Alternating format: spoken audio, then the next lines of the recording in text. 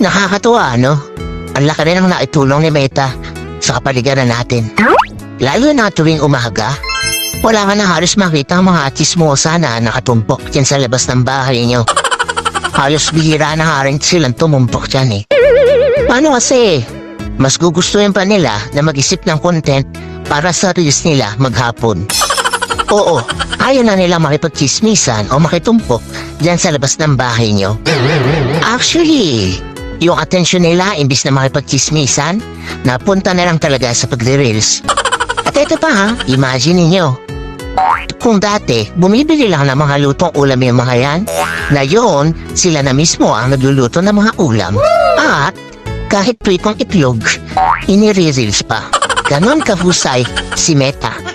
At ito ang pinakamalupit. Kung yung dati yung asawa mo tinatalahan ka sa tuwing uuwi ka, ngayon, hindi mo na makausap.